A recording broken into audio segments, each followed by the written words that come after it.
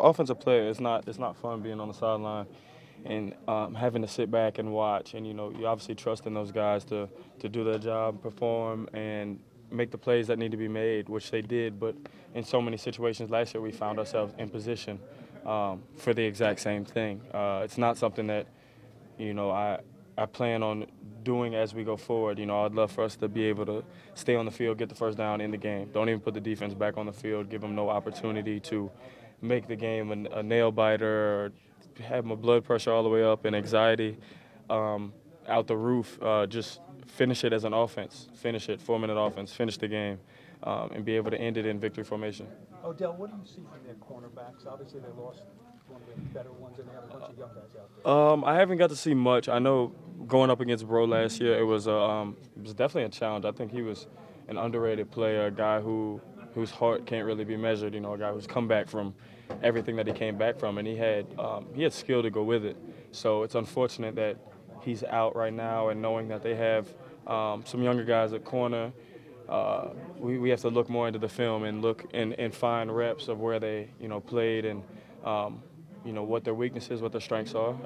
You scout report for them just as well. Williams, I think, only has one career game. Is this a big opportunity for the passing game because of that?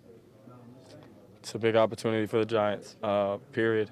Just a chance to, improve, win games, be 2-0.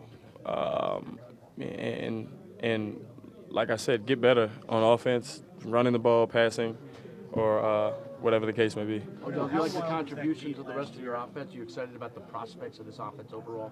Say it again. Are you excited about the prospects of this offense overall after seeing some of the things you did in Week 1? Absolutely. Like I said in preseason, we didn't look great, so to say, and then you come out the first game and the offenses were productive. We score in the red zone. We do things that we wouldn't have done last year, and it just goes with the practice, the time and stuff that we put in, and it's all going to come together at some point.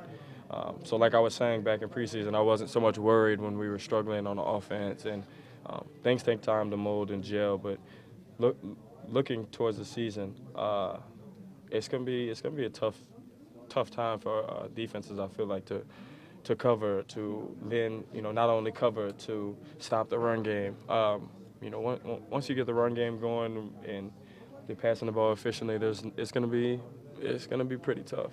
When you have Victor doing what he did last week and you have Sterling doing what he did, it opens things up for you, and you excited about the prospects? Vice versa.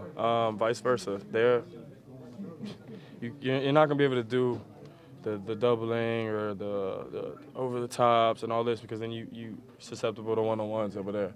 And those are guys I would take 9.99999 times out of 10. You know what I mean? There may be something that happens, timing may be off, and we may not get it right, but they're going to win on man coverage. I'm going to try my best to win on man coverage. It's just about being efficient, being all on the same page. I wouldn't expect it to be that high scoring with this defense that we have. Just from, like I said, going up against them every single day, it's not easy to come out with 7 points every single time. And when you make a team kick 4 field goals and you get 1 touchdown, and we've only scored 3 touchdowns in the red zone, that's not demoralizing, but in a sense, like it's frustrating, for another team they've had 5 opportunities to score and they only come up with field goals and they end up losing by a point. You know what I mean? One of them could have been a touchdown and it would have been the difference in the game. So, like I said, it's tough. It's going to be tough for teams to put up, numbers like they did last year on this defense. I assume that you feel like if you do ever get into a shootout, that you guys can pretty much hang with anybody in that type of game? Yeah. If it has to go down to that, guns blazing, I'm playing. You guys lost the game last year, but during that game in New Orleans, was that about as unstoppable as a Giant player as you and the offense felt, do you think? Times you guys just went unstoppable. Yeah. I think it was more I feel like since, they scored, it's like, all right, we have to score. They scored again, like, all right, like, we have to score, and they scored, we didn't score, and it was just back and forth. It was that pressure of feeling like, we're competing with their offense.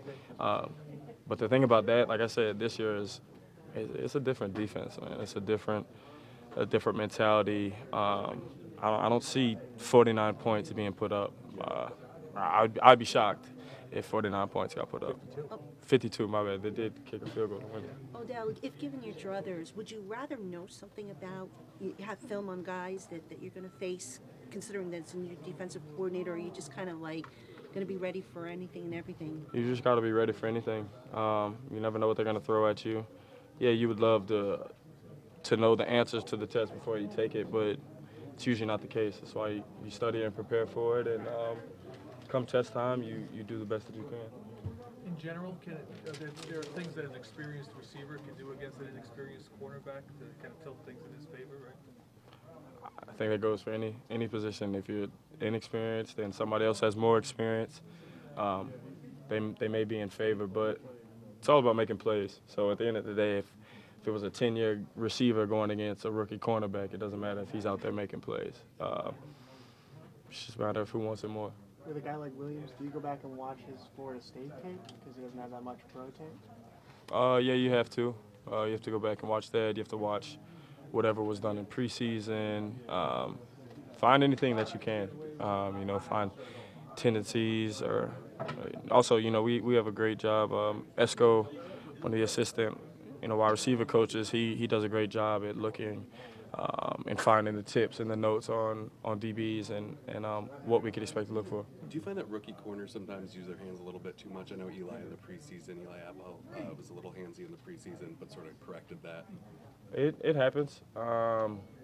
It's the same game, but it's different. You come to the NFL, and as much as people are like, it's no different, there's a difference. There's speed, there's things that you can't do. So yeah, sometimes I remember when Eli came in, he was a little more handsy, and that's just how he played in college. That's what he did.